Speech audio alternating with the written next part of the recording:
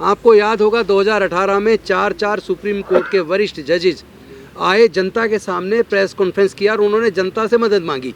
इसका मतलब ये तो स्पष्ट है कि सुप्रीम कोर्ट के जजेस के ऊपर भी दबाव है।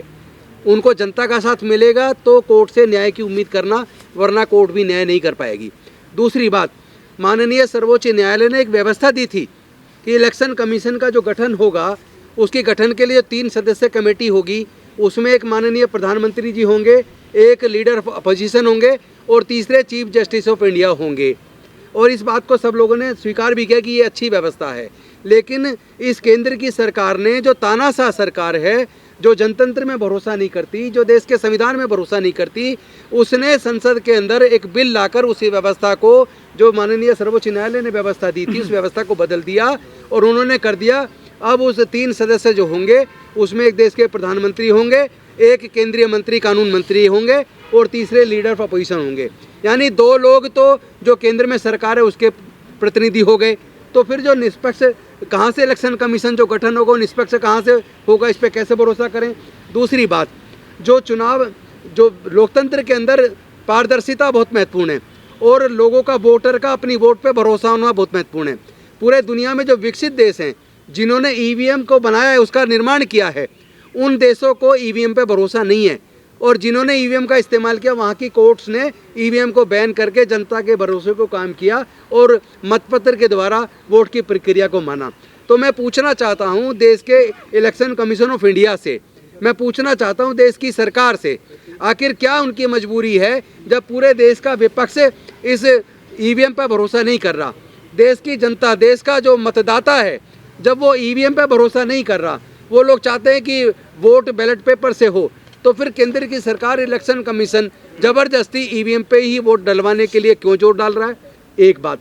दूसरी बात, इस तरह के कई वीडियोज आए हैं कि जो व्यक्ति खुद चुनाव लड़ रहा है और जिस बूथ पे वो रहता है, जहां उसका पूरा परिवार, रिश्तेदार रहते हैं, जब चुनाव की गिनती हुई और उसमें रिजल्ट निकल के आया, उस अपने बूथ से उसको एक सिंगल वोट नहीं मिला, तो उसका वोट गया कहाँ, उसका वोट कहाँ गया। इसका मतलब ईवीएम में गड़बड़ी संभव है। तीसरी बात, तीसरा पॉइंट है, अगर यहाँ पृथ्वी पे बैठ के हम लोग मंगलयान भेज सकते हैं, चंद्रयान भेज सकते हैं, उसको यहाँ से कंट्रोल कर सकते हैं और उसमें कोई खराबी आती है तो यहीं बैठे बैठे उसको ठीक कर सकते हैं, तो फिर ये जो ईवीएम की मशीन है, इसका जो कोडिंग करके जिसके पास कस्टडी में मशीन रहती है, वो इसमें क्या खेल नहीं हो सकता, इस पॉसिबिलिटी को रूल आउट नहीं किया जा सकता। तो हमारा ये मानना है, जनता का भरोसा कायम करने के लिए और वोटर का ये भरोसा कायम हो कि उसका, पहली बात तो वोट पारदर्शी है और दूसरा, जिसको वो वोट देना चाहता है उसी को वोट जा रहा है, उसकी वोट की चोरी नहीं हो रही है। इस भरोसे को बनाए रखना, इसकी जिम्मेदारी इलेक्शन कमीशन ऑफ इंडिया की है। तो हम इलेक्शन कमीशन ऑफ इंडिया से मांग करते हैं कि आप इस ईवीएम से चुनाव कराने की जिद को छोड़ दीजिए, आप जनता की मान लीजिए। जब 95% जनता ये चाहती है कि ईवीएम की बजाय बैलेट पेपर से चुनाव होना चाहिए, तो फिर आपको दिक्कत क्या है। आप सरकार के कंट्रोल में रह के क्यों काम करना चाहते हैं, आप सरकार की जिद के हिसाब से काम क्यों करना चाहते हैं, आप जनता की क्यों नहीं मानते। जब 95% जनता चाहती है कि वोट जो है, वोट के द्वारा चुनाव होना चाहिए, मतपत्र के द्वारा, ना कि ईवीएम के द्वारा, तो फिर ये जिद किस लिए। तो इन मांग के साथ साथ हम चाहते हैं जनता का भरोसा कायम हो, वोटर का भरोसा कायम हो। इसी के लिए हम लोगों ने ये मुहिम छेड़ी है और मुझे ये बताते हुए खुशी हो रही है कि पूरे देश से ओवरवेलमिंग सपोर्ट है। बल्कि हम जो हम अपेक्षा कर रहे थे, जो उम्मीद कर रहे थे, उससे कई गुना ज़्यादा हमें लोगों का समर्थन मिल रहा है और लोगों की हम आवाज़ है। जैसा महमूद जी ने बताया, इन्होंने बताया कि लोग कह रहे हैं कि आपने इस मूवमेंट को, हमारी आवाज़ को बुलंद तो कर दिया है, आप कहीं बिक तो नहीं जाएंगे, आप कहीं झुक तो नहीं जाएंगे, आप जेल जाने से डर तो नहीं जाएंगे, आपकी हत्या करवा दी जाए कहीं, इस डर से तो आप नहीं झुक जाएंगे। तो मैं देश के लोगों को, जिन लोगों ने हम पे भरोसा किया है, उनको एश्योर करना चाहता हूँ, जितने लोग यहाँ बैठे हैं कोऑर्डिनेटर्स, हम लोग मर सकते हैं, बिकेंगे नहीं, झुकेंगे नहीं, डरेंगे नहीं। जो करना है सरकार को कर ले, वो हमें जेल में डालना चाहे गैर कानून के खिलाफ जाके, तो वो डाल दे, क्योंकि वो तो वैसे भी आजकल ईडी, सीबीआई, इनकम टैक्स सब का इस्तेमाल विपक्ष के खिलाफ कर रही है। तो अब अगर विपक्ष मजबूती से आके खुल के नहीं बोल रहा है, लेकिन हम बोल रहे हैं, हमें कोई डर नहीं है। निश्चित तौर पर हम जनता की आवाज़ बन के, जनता की अपेक्षाओं के हिसाब से इस लड़ाई को अंजाम तक पहुंचाएंगे और ईवीएम से चुनाव नहीं होने देंगे, बैलेट पेपर से चुनाव कराएंगे। धन्यवाद। वहाँ का सीएम हैक करो, विधायक हैक कर लो, वहाँ के लोगों को हैक कर लो, यही चीज़ें होती आ रही हैं और यही चीज़ें हम देखते आ रहे हैं। ऊपर से लेके नीचे तक इस सरकार में बैठे हुए लोग फ्रॉड हैं। जैसे बानू सर ने कहा कि प्रोफेसर्स भी हमारे साथ हैं, वो भी पीड़ित हैं, इंजीनियर है तो कोई वो पीड़ित है, हर जगह पे हम विश्वविद्यालय के टीचर्स भी रहे हैं, स्टूडेंट्स भी रहे हैं, तो हम भी पीड़ित हैं, हम भी परेशान हैं। तो विकल्प क्या है जब 95 या 92% आबादी पीड़ित है, शोषित है, और जब लोगों ने ये चीज़ ललकारी है कि बदलाव चाहिए, चेंज चाहिए, तो इट इज़ ओनली पॉसिबल। मुझे लगता है कि इस मुद्दे से बड़ा मुद्दा आज आपके लिए कोई नहीं है, क्योंकि अगर हम लोगों ने सत्ता को नहीं बदला तो हमारे पास कुछ नहीं बचेगा। तो यही चीज़ जिस तरीके से भाई साहब ने दिखाया कि ये फ्रॉड हुआ, ये जो फ्रॉड ये दिखा रहे हैं, वैसे ही फ्रॉड सेम मेरे साथ हुआ। तो वो लोग तो अगर उनके पास कोई मैकेनिज्म, कोई टूल है, जैसे प्राचा साहब ने लास्ट टाइम ये चीज़ बताई थी कि एक रिमोट कंट्रोलर से आप 2 टीवी चला सकते हो ना, तो वही तो चीज़ है, एक मशीन है और मैनमेड मशीन है, तो उसको मैनिपुलेट करना इट इज़ वेरी इजी। तो मेरे सजेशन ये है कि जितने भी यूथ हैं, हम लोगों को एज ए रिस्पॉन्सिबिलिटी समझना पड़ेगा कि ये भारत हमारा है, हमारे पुरखों ने बनाया, जिन्होंने बनाया नहीं वो बचाएंगे क्या।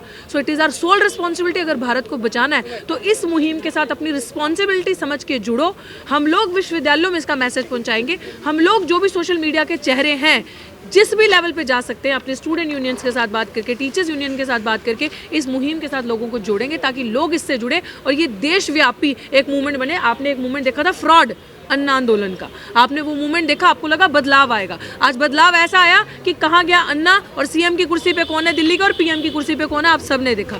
वो आंदोलन झूठा था और ये सच्चा आंदोलन होगा और ये देशव्यापी आंदोलन बढ़ेगा, और मुझे लगता है इसी से बदलाव आएगा। तो मेरा पूर्ण समर्थन है इस चीज़ को, और जितने भी साथी बैठे हैं, शुक्रिया आपने इस मुहिम को चलाया। और आने वाली 16 तारीख को मुझे लगता है सबको, मुझे लगता है सर वकील चलिए वकील पहुंचे तो हम लोग सोशल मीडिया से उसका पूरा समर्थन करेंगे। ईवीएम हटाओ संयुक्त मोर्चा के तरफ से ये कार्यक्रम शुरू किया गया है। ये बिहार जैसे राज्य में शुरू हो चुका है। ईवीएम हटाओ रथ यात्रा 11 जिलों में बिहार में जा चुकी है, और तमाम जगहों में जो अभी आदरणीय भानु प्रताप सिंह जी ने जो रखा है सामने, उसके अनुसार हमारा जो संघर्ष है बिहार में तो शुरू हो चुका है। और हमारे साथी उमाशंकर साहनी साहब हैं, ये लोग लीड कर रहे हैं। 2 हैशटैग मैं निवेदन करूंगा, सोशल मीडिया पे ज़रूर यूज़ करें, ईवीएम हटाओ संयुक्त मोर्चा, और दूसरा बैन ईवीएम सेव इंडिया।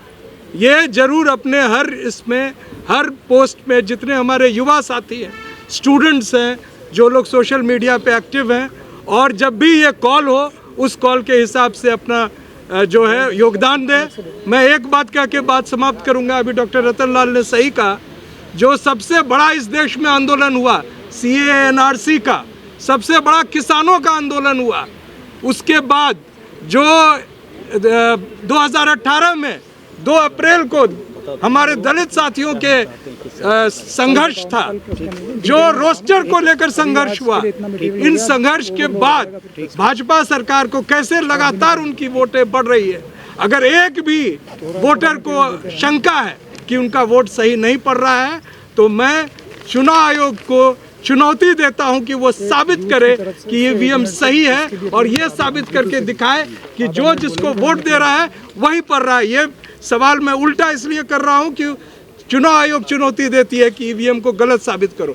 मैं चुनाव आयोग से पूछता हूं कि वो ईवीएम को सही साबित करके दिखाए, और इसलिए ईवीएम हटाओ हमारा जो संघर्ष है वो जारी रहेगा। मणिपुर में हमने जगह जगह पर हमने पोस्टर चिपका दिए हैं, एक्टिवेट कर दिए हैं। जो हमारे जो कार्यकर्ता है असम में जगह जगह पर जो है हमने कार्यकर्ता को एक्टिवेट कर दिया है।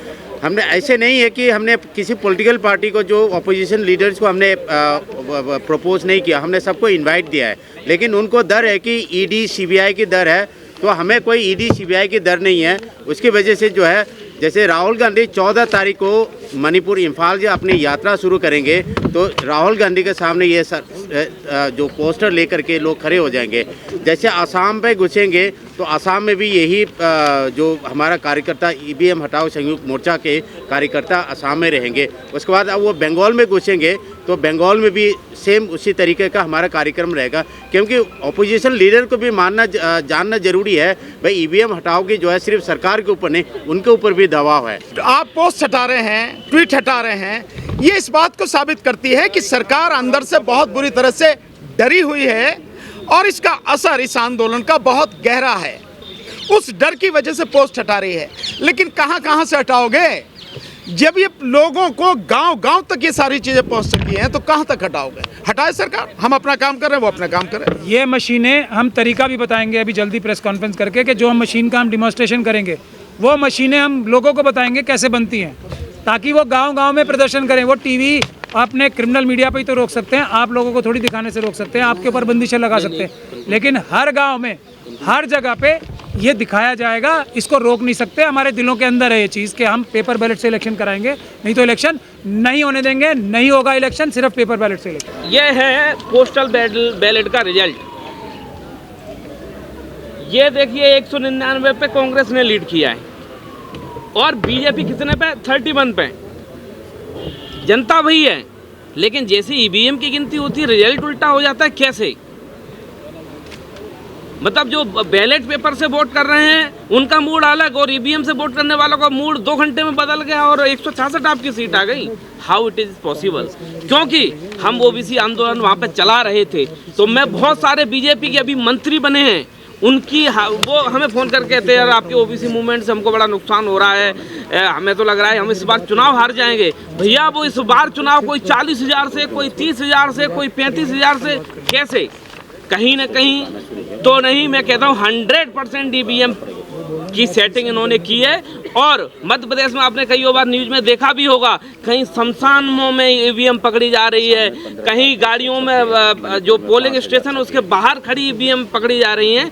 तो ये हमारा कहना है कि अब हम तब जाके ही रुकेंगे जब इस देश से ईवीएम को बैन कराएंगे और बैलेट पेपर से इलेक्शन कराएंगे। बहुत बहुत धन्यवाद। टाइम्स नाउ हमारे सामने आके बोले, हमारे सामने पूछे, हमने उसको सिंपल ये बताया है कि जो तुम कर रहे हो उसी तरह की मशीन बना के इसी तरह से बेईमानी करते हो तुम, और वो उसका डेमोन्स्ट्रेशन हमने दिखाया है, पब्लिक को दिखाया है बाकायदा।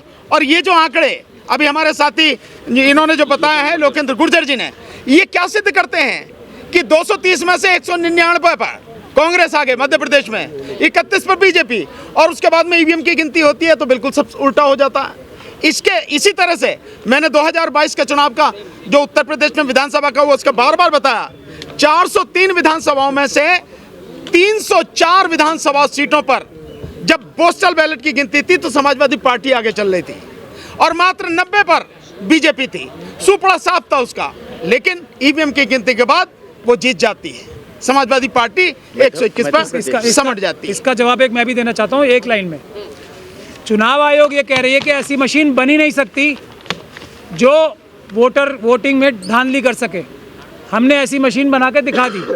अब चुनाव आयोग वो मशीन दिखा दे ऐसी बना के कि ऐसी मशीन बनी नहीं सकती जिसमें धांधली नहीं हो सकती। सीधी सी बात है, वो चुनाव आयोग नहीं दिखा सकती। हमारी मशीन को गलत साबित करने के लिए हम उसको देने को तैयार हैं। वो हमें क्यों नहीं देती अपनी मशीन? सीधी सी बात है ये। और इसके लिए जो है, जो हम सुप्रीम कोर्ट पे बाकायदा प्रदर्शन करेंगे ईवीएम का कि किस तरह से धांधली होती है। 16 तारीख को चुनाव आयोग को कहते हैं, आपके माध्यम से हम कह रहे हैं, आजा चुनाव आयोग आगा के देख ले और देन उसके बाद में इस तरह की मशीन बना के दिखा। एक सप्लीमेंट है, मध्य प्रदेश में चुनाव हुआ था, एक मॉक टेस्ट हुआ था चुनाव से ठीक आधे घंटे पहले, उसमें कोई भी वोट डाले वो बीजेपी की तरफ गया। ये भिंड डिस्ट्रिक्ट में हुआ था। ये 2019